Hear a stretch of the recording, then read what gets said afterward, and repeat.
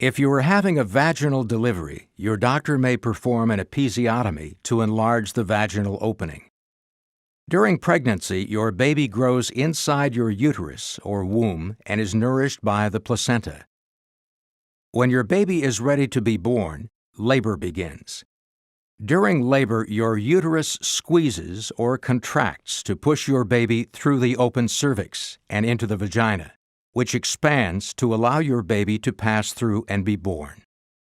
An episiotomy may be done in an effort to avoid spontaneous tearing during delivery if your baby is large or in the breech position, labor is going too quickly, or if instruments such as forceps or a vacuum extractor are needed to remove your baby from the birth canal. An episiotomy may be done to help speed up delivery if your labor is going too slowly or if you or the baby are in distress.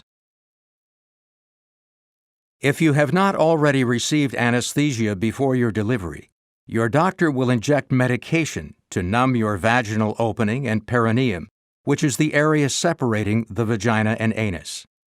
Using surgical scissors, your doctor will make a 1 to 3 inch midline or mediolateral incision in the perineum.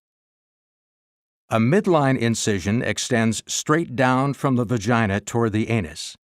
A mediolateral incision is made on an angle from the vagina in the direction of the anus. The benefit of the mediolateral incision is that it is less likely to tear through to the anus.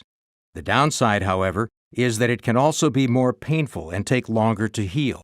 Once your doctor delivers your baby and the placenta, he or she will close the episiotomy incision with stitches. These stitches will be absorbed by your body and do not need to be removed. An episiotomy usually heals without complications, although it may take several weeks. Within the first 24 hours, your nurse will likely help you apply ice packs to the stitches.